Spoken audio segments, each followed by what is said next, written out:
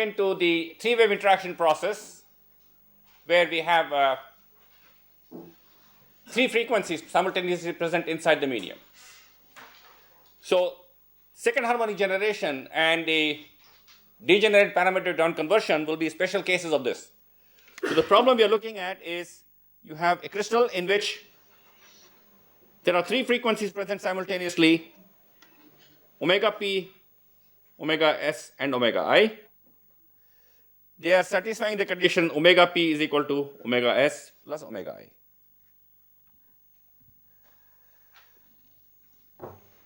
So depending on the input conditions, I will have either of the various situations. So for example, I can have an incidence of omega s and omega I to generate a new frequency, omega p is equal to omega s plus omega I. This will correspond to some frequency generation, because the new frequency coming out is the sum of these two frequencies. If you have an omega p incident and an omega s incident, I will generate an omega I, which is omega p minus omega s. This is difference frequency generation. P stands for pump, S stands for signal, and I stands for idler. These are names which have been borrowed from microwave terminology. So here is in this situation, photons at frequency omega, one photon at frequency omega s and one photon at frequency omega I combine to form one photon at frequency omega p. In this process, photon at omega p frequency interacts with an omega s frequency photon, and the omega p photon splits into an omega s photon and an omega I photon. So in the process generating an omega I photon, and as you can see, the number of omega s photons will increase. So omega s will get amplified, and in the process of generating the difference frequency. So this is I'll show you that this is a parametric amplifier. The signal will get amplified and in the process generate a new frequency omega I. So the term comes from the fact that because this is the input signal, which is usually weak, and you have a strong pump coming in, you can amplify this signal, omega s, and as a bonus, you get a new frequency generated, which is omega I, the idler. So this is more for amplification or generation of a new frequency. If I use it as a generator of a new frequency, I will amplify the signal. But my interest is in omega I. But if my interest is in generating, in amplifying omega s, I will amplify omega s, but in the process generate omega I, which will be, which I don't need to worry about. That omega I frequency will come out, and I pick up the light at omega s frequency. So the photon at frequency omega p will split into omega s and omega I. That's why omega s will amplify. Yes, because I cannot generate omega I. I generate omega I by splitting omega p into omega s and omega I. So omega I will get generated and come out, and every time an omega I photon appears, an omega s photon also has to appear because of energy conservation. So the number of omega s photons will increase as the interaction proceeds. So omega s will get simply amplified. I can actually come to a situation which we will discuss later, that I have all three incident.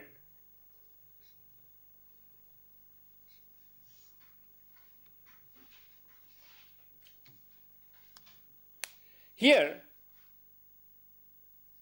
the omega s will either get amplified or attenuated depending on the phase at which these frequencies are being incident. In this case, omega s gets amplified irrespective of the phase of the signal. So this is called phase insensitive amplifier. If I put all the three frequencies simultaneously, the omega s signal can get amplified or attenuated depending on the phase relationships between the waves omega p, omega s, and omega I. So I can use this process as a phase sensitive amplifier or a phase insensitive amplifier. The case we had considered earlier where omega s was equal to omega I. This process with omega s equal to omega I is nothing but second harmonic generation. And this process with omega s equal to omega I is nothing but the parametric down conversion process we had studied. So the case we had considered is a degenerate case where omega s and omega I become equal. But in general, omega s need not be equal to omega I. So this is the most general case of three-wave interaction where I have three frequencies interacting simultaneously within the crystal, one at frequency omega p, one at omega s, and one at omega I. And the three frequencies satisfy this condition that omega p is equal to omega s plus omega I. So we use the same procedure as we did before. This interaction is completely nonlinear. So what we need to do is remember, in second harmonic, what did we do? We started from this equation, P nonlinear is equal to 2 epsilon 0 d E square, where E is the total electric field within the crystal. In a second harmonic case, we said E consists of waves at frequency omega and at 2 omega. Now, in this case, the electric fields will consist of three parts: electric field at omega p, electric field at omega s, and electric field at omega I. All three frequencies will be present. So E, the total electric field, will actually consist of E at omega p plus E at omega s plus E at omega I. So for example, I will have E at omega p, I will write as half of EP exponential I kpz minus omega pt plus complex conjugate. Kp is the propagation constant of the wave at frequency omega p, and EP is the complex electric field of this omega p wave. This is assumed to be a plane wave propagating along the z direction. And as before, because of this nonlinear interaction, EP will be a function of z.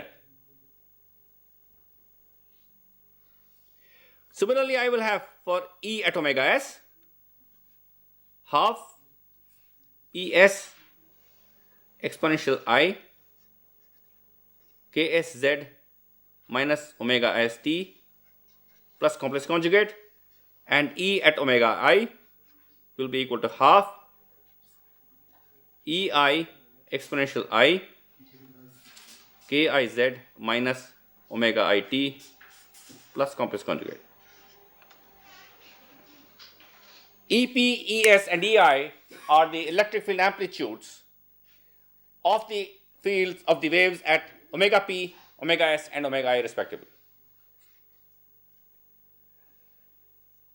So Kp depends on the refractive index of the medium at frequency omega p.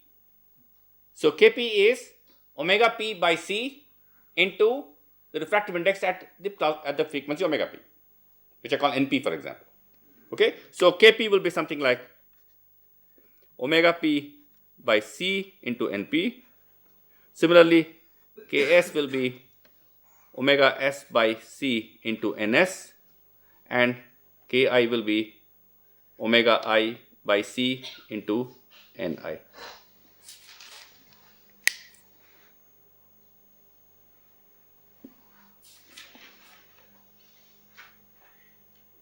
So now what do I do? How do I proceed? I have to substitute into the nonlinear wave equation. Remember, we wrote the electric fields first. Before that, I need to calculate now what is the nonlinear polarization generated at these three frequencies. So I have to substitute the sum of this equation into this equation and pick up terms which will give me nonlinear polarization at frequencies omega p, omega s, and omega I. Now, can you tell me from here what will be P nonlinear at omega p? So I want to write P nonlinear at frequency omega p. So what I have to do is to substitute the sum of these three and square it. So what will be the term I will get at omega p frequency? So 2 epsilon 0 d into E square will be half epsilon 0 d.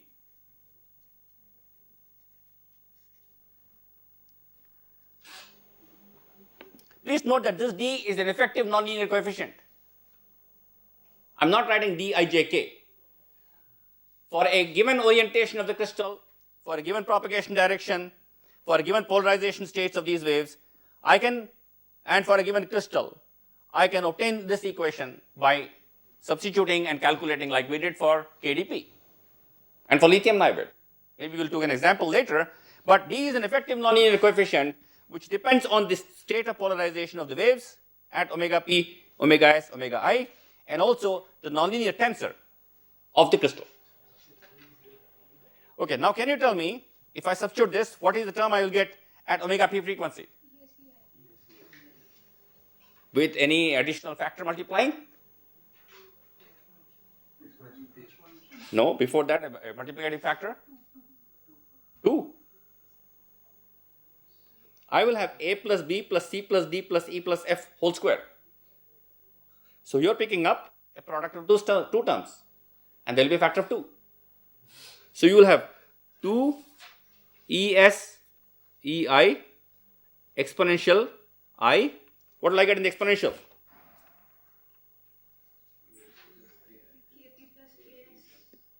Not kp.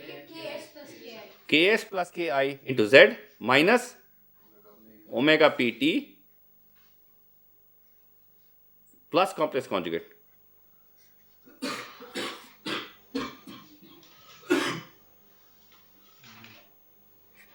When you write all this and take a square, you will get twice es ei, and actually I would have got omega s plus omega I into t, and omega s plus omega I is omega p, and plus its complex conjugate and nothing else. Similarly, p nonlinear at omega s will be half epsilon 0 d to, what will I get? EP ei star exponential I kp minus ki z minus omega st plus complex conjugate. Please note, because omega s is omega p minus omega I will get EP ei star, and I'll get kp minus ki. Similarly, p nonlinear at omega I will be equal to half epsilon 0 d to EP es star exponential I kp minus ks z minus omega it plus complex conjugate.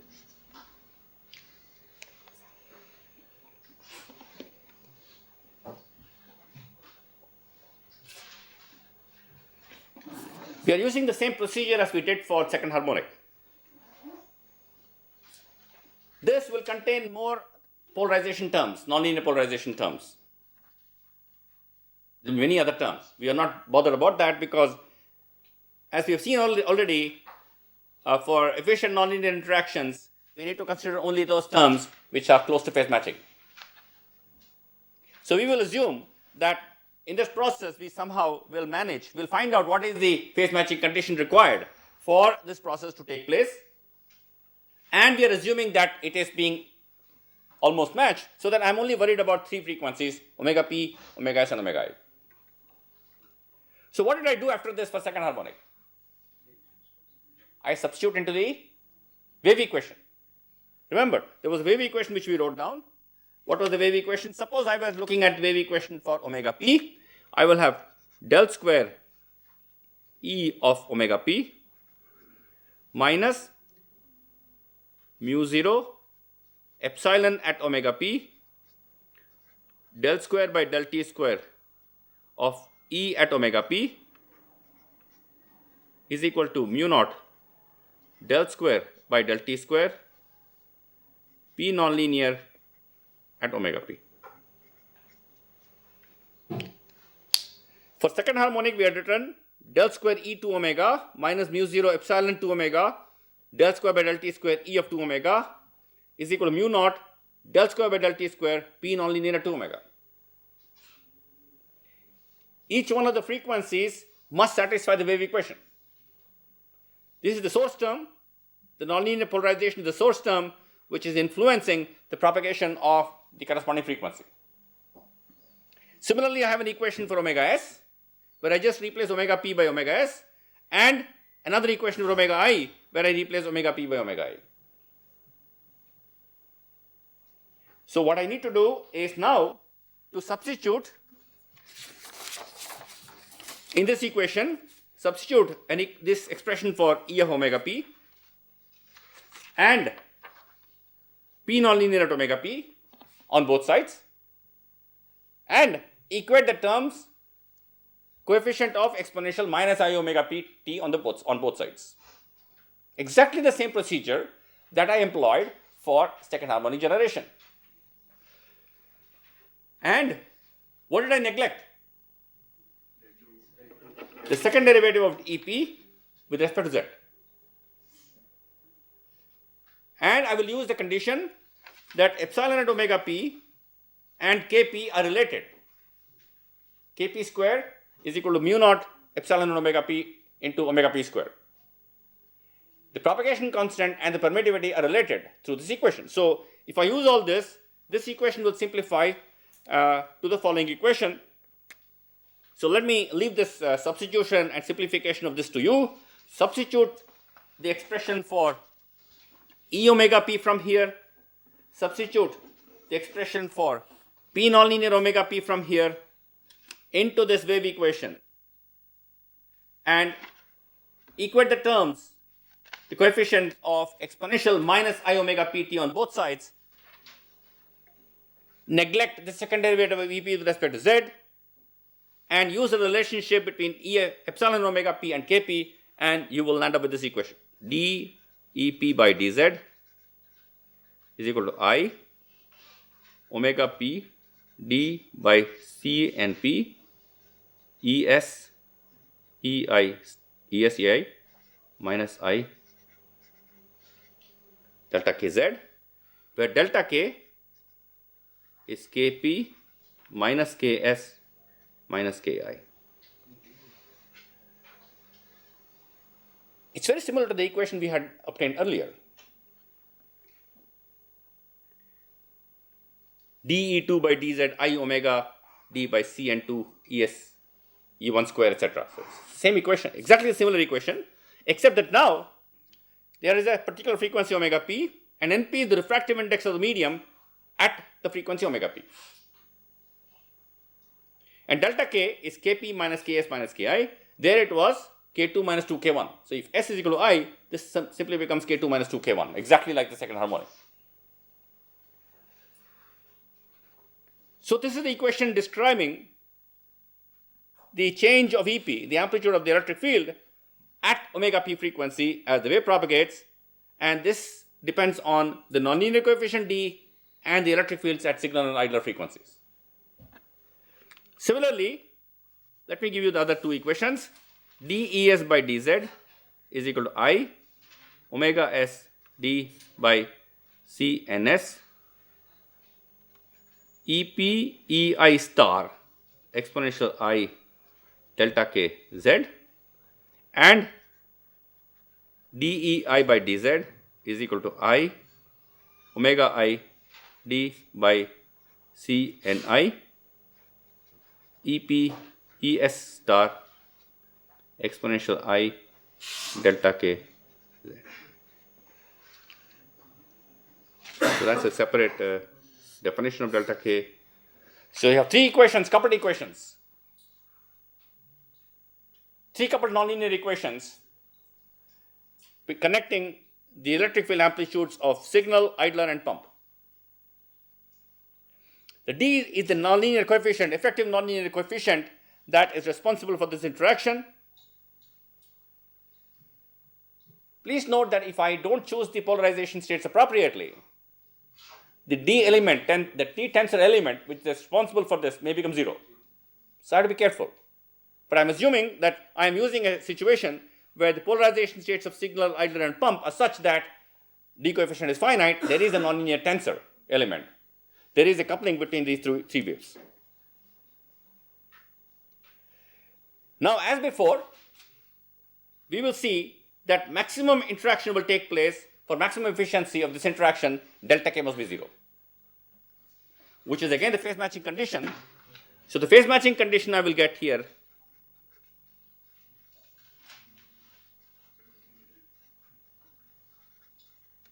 is Kp is equal to Ks plus Ki.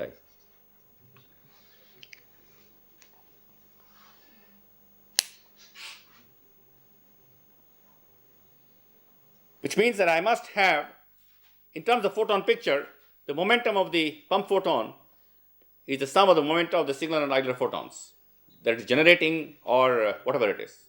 Okay? In all the three processes, whether it is some frequency generation, difference frequency generation, parametric down conversion, whatever it is, I need to satisfy this condition for efficient interaction between these three waves. Note that I can use the same quasi-phase matching principle here, because in quasi-phase matching, D becomes a function of Z. So what is the quasi-phase matching condition I need to satisfy?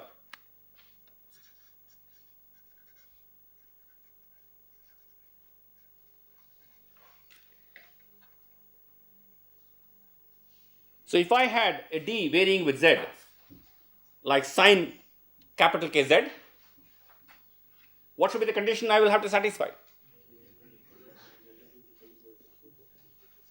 Kp minus Ks minus Ki must be equal to K. Delta K must be equal to capital K. So here, if I draw the vector diagram, I have a Kp, Ks, Ki.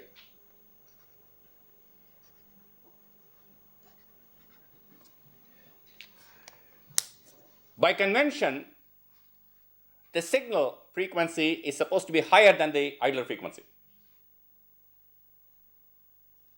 Pump frequency is the highest frequency because omega p is omega s plus omega I. The highest frequency among these three is omega p, the pump frequency. Then comes the signal frequency and then the idler frequency. So in the wavelength space, idler is the longest wavelength and pump is the shortest wavelength.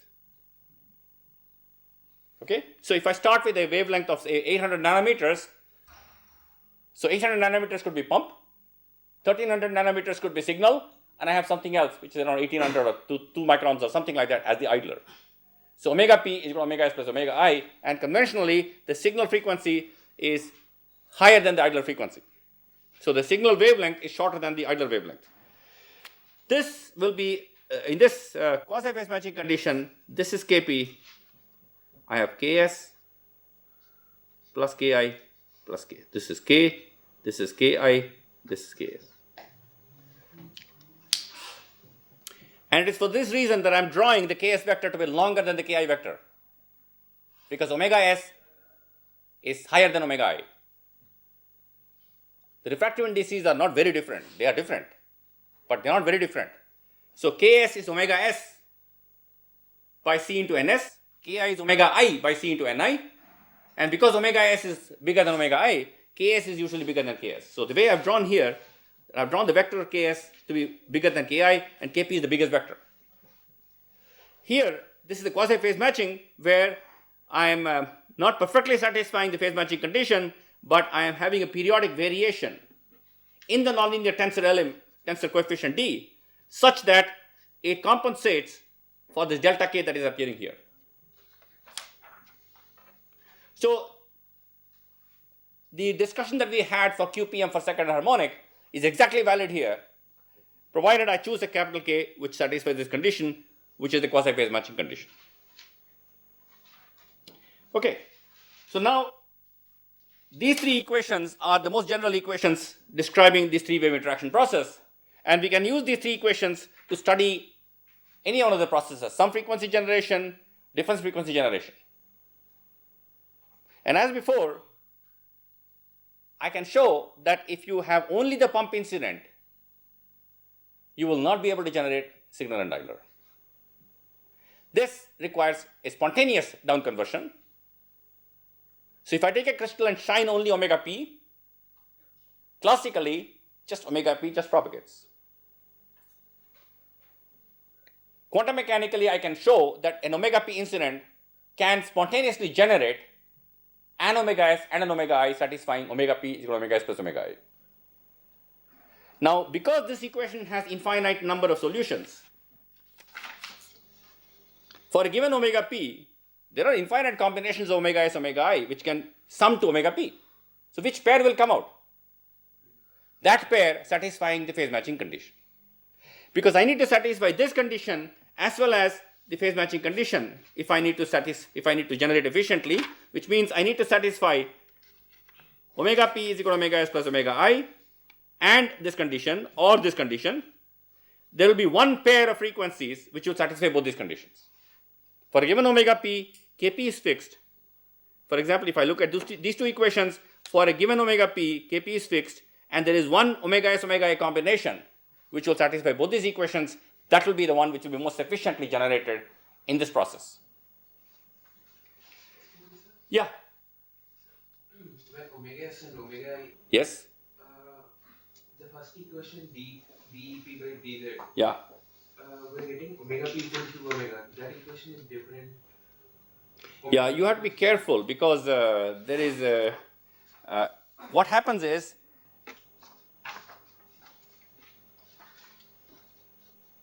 for second harmonic we have only one wave incident. So when omega s becomes equal to omega I, we did not consider there were two waves at omega which were incident. So there is the factor of 2 which will be coming because of this problem. So I have to, that's why I did second harmonic from beginning, from the first principles, and I got an equation. I do the same thing here, but I can't just substitute omega p equal to 2 omega and go there. Because then, remember here, there are two waves incident. I did not consider 2 omegas incident and 1 or 2 omega being generated, okay? So there is no direct transfer from here to there. Okay. So now, the first example, let's look at difference frequency generation. So we'll just look at this today and understand what is happening in the difference frequency generation. So what is difference frequency generation? I have the nonlinear crystal. I launch an omega p wave and an omega s wave. And my objective is to generate a wave at the difference frequency omega I, which is omega p minus omega s.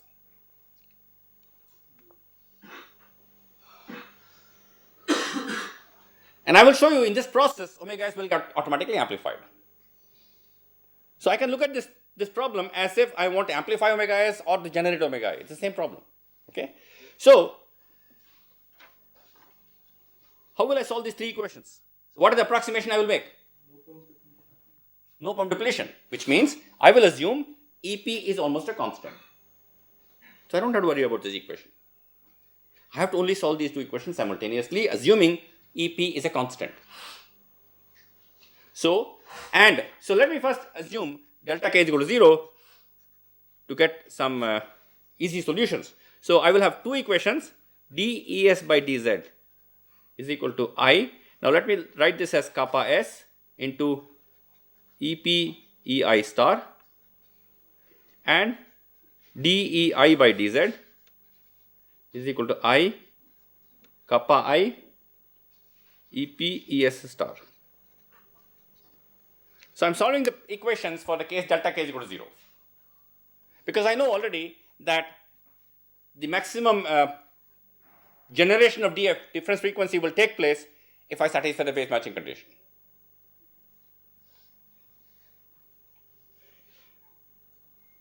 So in these two equations, I'm going to assume EP is a constant. So let me, for example, because I'm looking at generation of EI or the electric field at frequency omega I, let me differentiate the second equation. So I'll get d square EI by dz square is equal to I kappa I. So kappa S is omega S, kappa S is omega S d by Cns, and similarly kappa I is omega I d by C times Ni.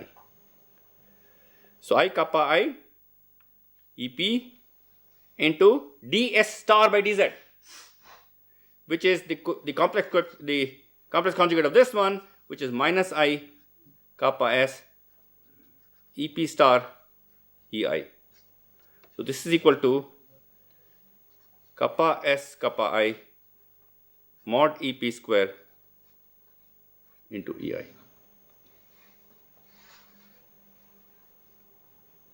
I am assuming Ep is a constant. It's a high power pump coming in, so I am assuming Ep is a constant. So let me call this as, where G square is this coefficient, kappa S kappa I mod Ep square. This is G square.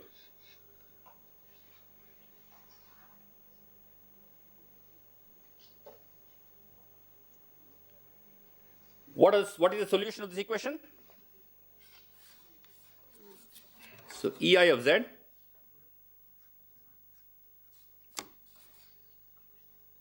yes, sine hyperbolic and cos hyperbolic. So A sine hyperbolic Gz plus B cos hyperbolic Gz.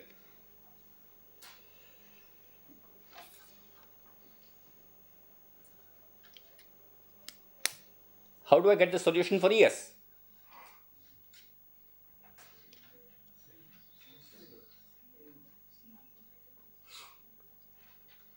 I have another equation, but they are not independent, remember. So we can subtract the powers. No, I want not in terms of power, the electric fields. So what do? I have a solution for Ei. I know that the change in energy will be proportional in both of them because. Yeah, but you see, I want electric fields, not powers. Powers will be more square. So I want the electric fields. I can again actually differentiate the first equation, substitute from the second equation, but I'll have two more constants, C and D. I don't have to do that. I can substitute my solution here and get an equation for ES star. Actually, I can do C and D, then I have to substitute back into these equations and make sure that they are satisfying this. So instead of that, I just substitute Ei of z in the second equation and get the following equation. So I kappa I Ep Es star of z is equal to dEi by dz, which is G times A cos hyperbolic Gz plus B times sine hyperbolic Gz. So Es star of z is equal to minus I G by kappa I Ep A cos hyperbolic Gz plus B sine hyperbolic Gz.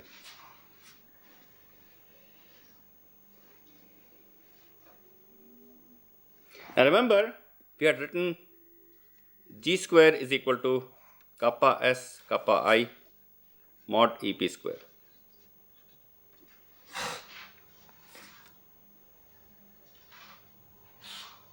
Now let me assume that I define the phase of the pump as 0, that is Ep is the real quantity. Ep remains constant and I take the phase of the pump as the reference phase. I relate all phases to that pump phase. Okay? So I assume Ep is the real quantity. So this simply becomes kappa S kappa I into Ep square. So Es star of z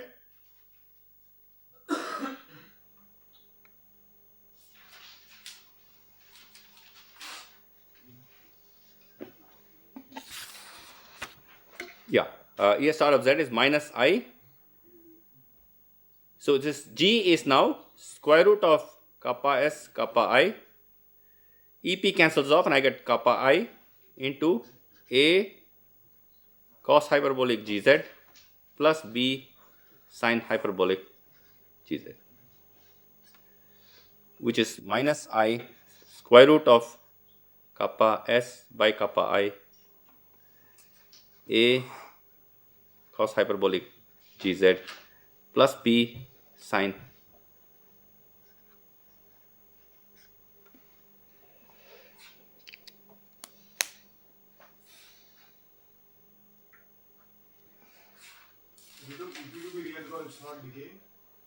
No, phase is also assumed to be 0.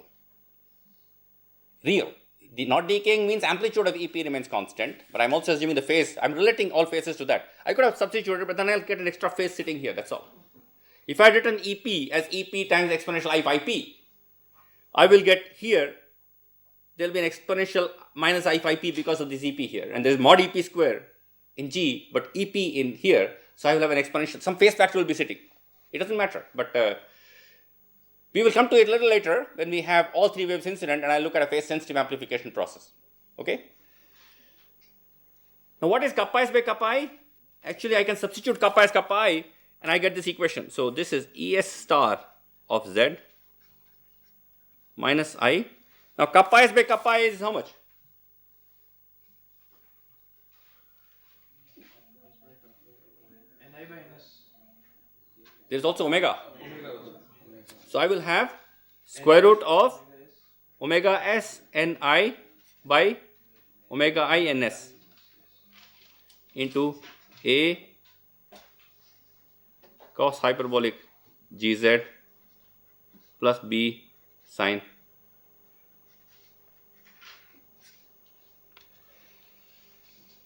So these are the two solutions. EI of Z and ES star of Z.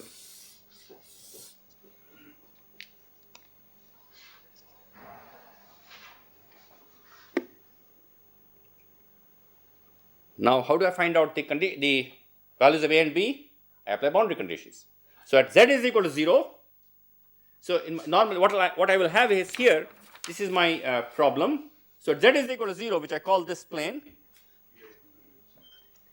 EI is 0. So at Z is equal to 0, EI of 0 is equal to 0 and ES of 0 is some ES0.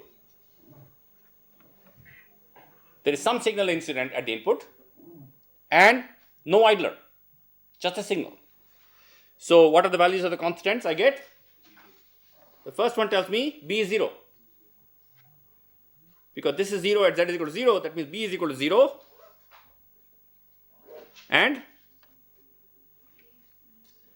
ES0 must be equal to minus I square root of omega S Ni by omega I Ns into A. Because if I substitute here, B is anyway 0, so I get A into this is equal to ES star of 0. So A will be equal to I times square root of omega I Ns by omega S Ni into ES0 star.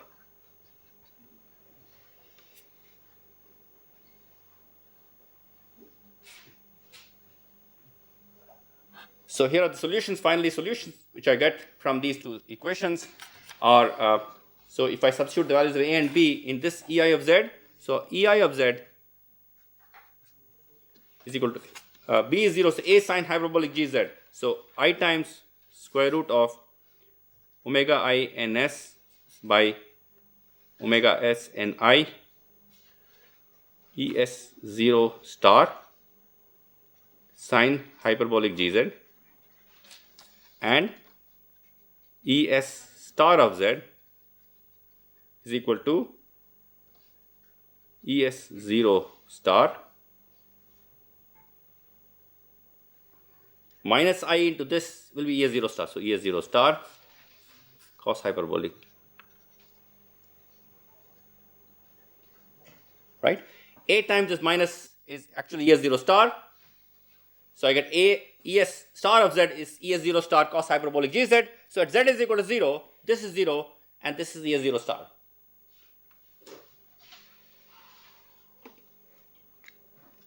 So first thing you notice is that at z is equal to 0, there is no idler, but as z increases, the idler amplitude keeps on increasing. Sine hyperbolic function, how does it behave? As the argument tends to infinity. It keeps on increasing. It's monotonically increasing function.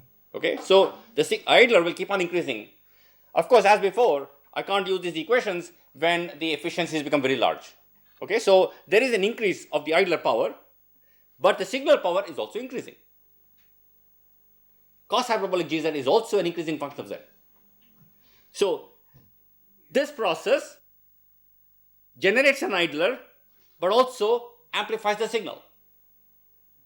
And the amplification here is independent of the phase of the ES 0. This phase appearing here, but mod ES square is always cos hyperbolic square Gz. So the signal will get amplified irrespective of the phase of the signal with respect to pump or idle, whatever it is. Independent of this input condition, the signal will always get amplified provided I satisfy the phase matching condition. So this is an example of a phase insensitive amplifier where the amplification takes place irrespective of the phase of the signal. Why is this coming factor? Please remember that every time there is a signal generated, there will be an idler generated. So the number of photons that are coming out at the idler frequency must be equal to the increase in the number of signal photons coming out of the crystal. Because I cannot generate a million idler photons without having also generated a million idler photons, signal photons. So the increase in the number of signal photons must be equal to the generated idler photons, because at the input there was no idler. Because every time an idler gets generated, a signal will get generated. So we will discuss this. We will discuss these solutions in a little more detail in the next class. So what I will show you is that this is simply the process that the pump photon is splitting into an idler and signal photon, which is generating an idler photon and a signal photon. But please remember here, these are Maxwell's equations. We have not quantized the radiation at all. And these conclusions are arising just from the classical equations. I will show you that the number of idler photons coming out is exactly equal to the increase in the number of signal photons. And we will derive an equation called the Manlio Relation, which tells you this relationship between the number of photons coming out at the signal idler. And also remember that if I have generated a million idler photons, how many pump photons would I have lost? Same 1 million. For if I had generated a million idler photons, I should have lost a million pump photons. And I would have also generated a million signal photons. I'm not conserving the number of photons because I'm splitting the photons, right? So I have a million photons coming in, I convert all of them into idler, and I also generate a million signal photons. There will be 2 million photons coming out, but each photon has a lower frequency there, a lower energy. So energy conservation is always maintained. Okay? Okay, do you have any question? Otherwise, we'll have a quiz. So phase sensitivity and phase insensitivity. Yes. Does it come because of the boundary conditions? Yes, yes. Right now, we have assumed that the input had only the signal and the pump. Later on, I will look at a case where the input contains signal, idler, and the pump. So because in the last case also when we had U2 initially equal to 0. In the 2 omega case, you see, in that case, I cannot have one omega coming in and 2 omega coming in and not the other omega coming in. Because here because I have 3 frequencies, I can have omega p and omega s and no omega at the input. There if I put omega, then I have both inputs. It is as if putting all 3 waves simultaneously.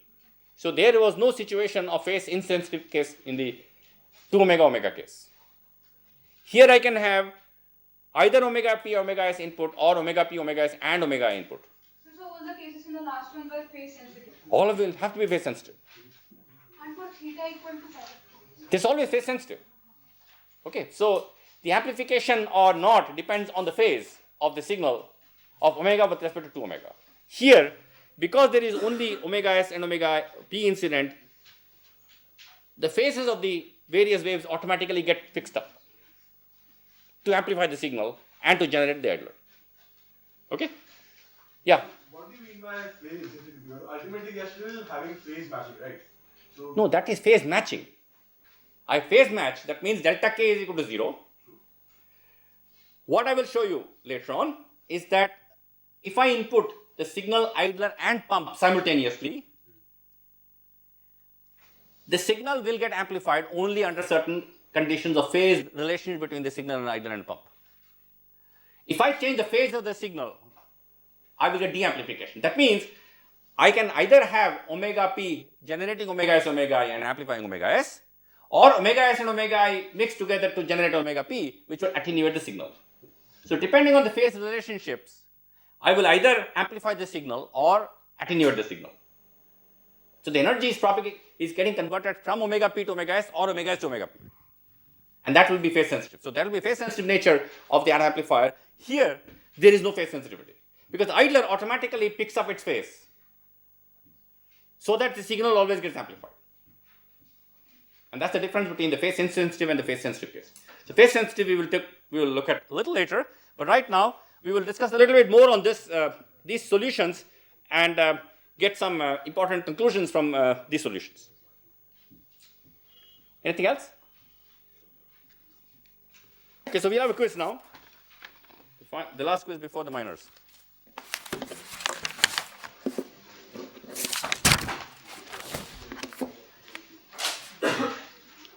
This is quiz number 3.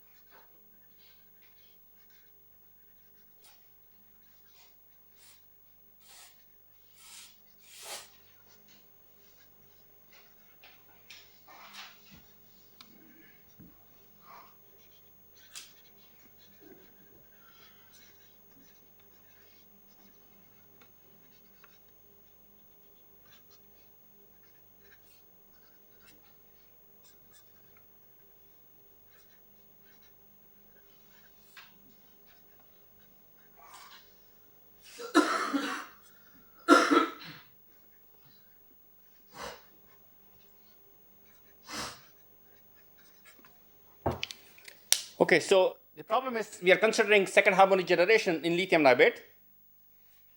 The 1 micrometer wave is an ordinary wave and the 0.5 micrometer wave is an extraordinary wave. And both of them are propagating along the y direction. This y is the principal axis y direction. What is the quasi-phase matching period required for this process? First order quasi-phase matching period.